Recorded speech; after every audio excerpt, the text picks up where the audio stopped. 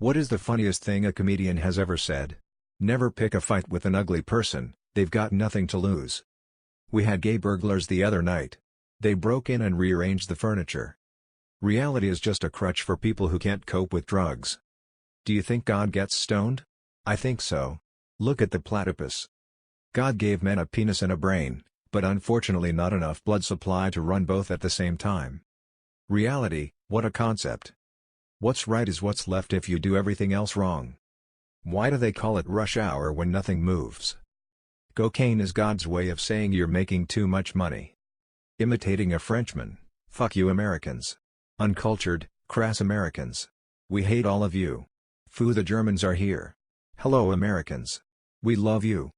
When I was growing up they used to say, Robin, drugs can kill you. Now that I'm 58 my doctor's telling me, Robin, you need drugs to live.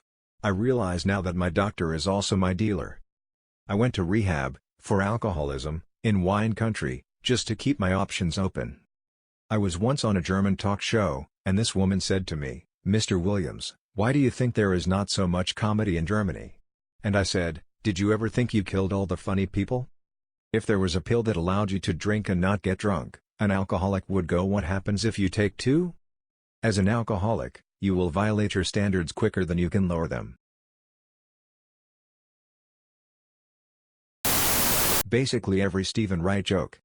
I bought some powdered water, but I don't know what to add. I got up this morning and folded my bed back into a couch. I almost broke both my arms because it's not that kind of bed. I've been getting into astronomy, so I installed a skylight. The people who live above me are furious. I broke a mirror in my house.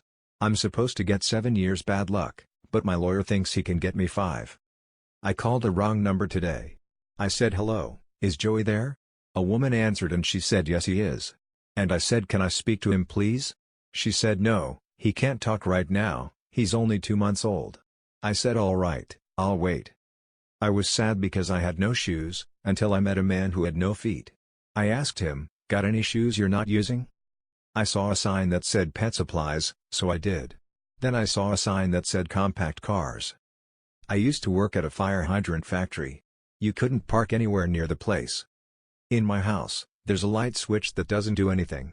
Every so often I would flick it on and off just to check. Yesterday, I got a call from a woman in Madagascar. She said, cut it out. Someone sent me a postcard with a picture of the Earth.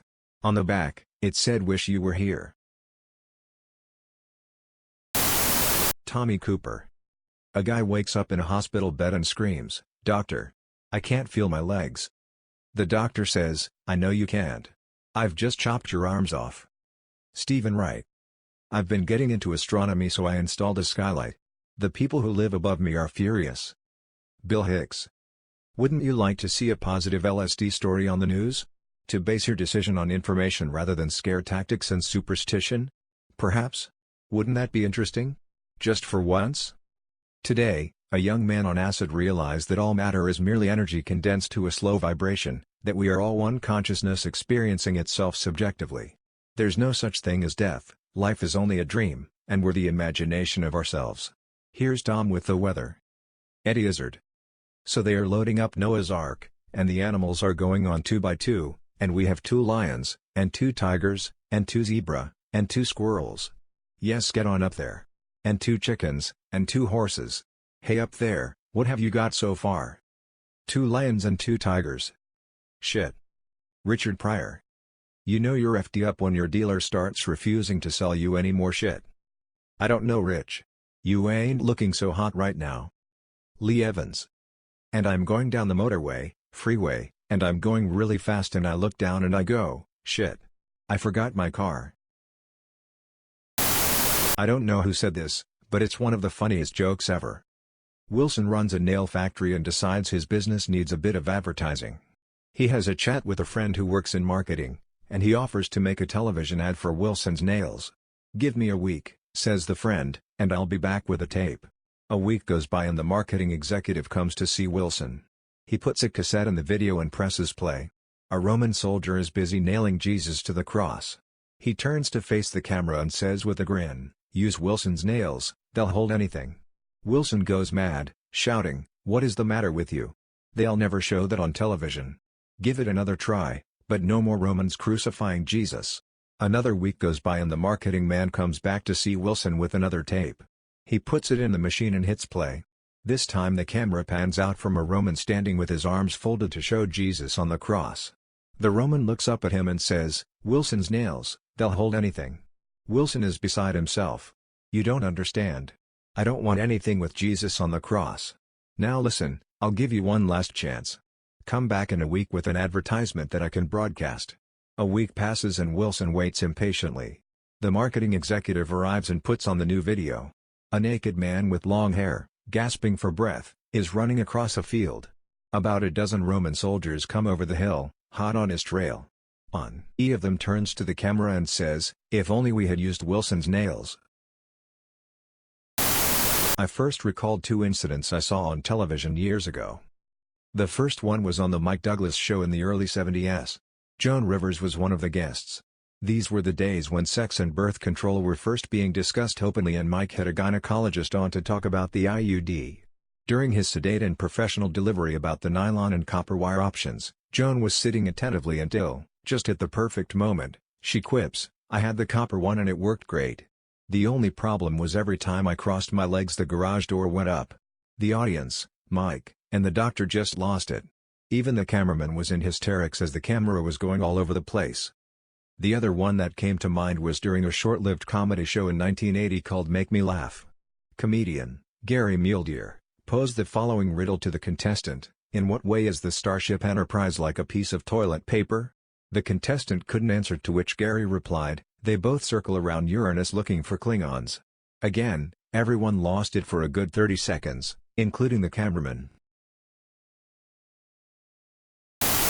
Please enjoy some hilarious lines from the late, great stand-up comic Mitch Hedberg. "I like escalators, because an escalator can never break, it can only become stairs. There would never be an escalator temporarily out of order sign. Only an escalator temporarily stairs. Sorry for the convenience. My friend asked me if I wanted a frozen banana, but I said no.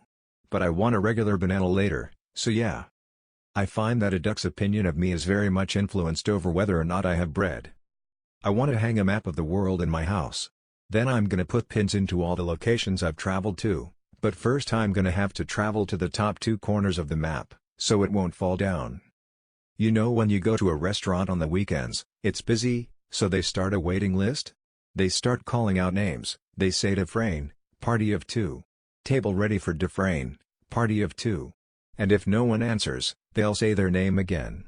Dufresne, party of 2. But then if no one answers they'll just go right on to the next name. Bush, party of 3. Yeah, but what happened to the Dufresnes? No one seems to care. Who can eat at a time like this? People are missing. You people are selfish. The Dufresnes are in someone's trunk right now, with duct tape over their mouths. And they're hungry, that's a double whammy. We need help. Bush, search party of 3. You can eat once you find the Dufresnes. It is impossible to reproduce his unique, idiosyncratic Del Ivory as words on a screen. Frankie Boyle. I think we're heading for a 2-state solution. Israel is a solid, Palestine vaporized into a gas. When I went to school, sex education was just muttered warnings about the janitor. I hate all this terrorist business.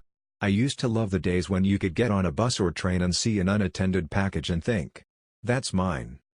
If you get offended by any jokes, feel free to share your outrage on a mobile phone made by a 10-year-old in China. Las Vegas and Glasgow actually have a lot in common. They're the only 2 places in the world where you can pay for sex and chips. If I was invisible for a day, I think I'd probably kick a mime artist to death. An ISIS caliphate is essentially the Vatican with less sex. Trump's nothing like Hitler. There's no way he could write a book. Before Michael Jackson died he weighed less than 9 stone and the only thing he would eat willingly was nachos. Nachos being the name of a young Mexican boy. Does anyone think that Camilla is what Diana would have looked like if she had survived the crash? Maybe there was a time when America have given the rest of the world a safe world and we've simply forgotten it. I've been learning Israeli martial arts. I now know 16 ways to kick a Palestinian woman in the back. Not the comedian, but a heckler. The comedian is doing his act. He's throwing out racist and sexist jokes. One black guy in the back tells him to F off with that, along with "you suck." The comedian starts throwing insults directed at the black guy. Semi-friendly banter and kind of funny. The show goes on. 5 minutes later you hear the heckler yell, "My mom's got cancer." The comedian repeats it and says, "That's not even funny." Heckler: "It's still funnier than your act."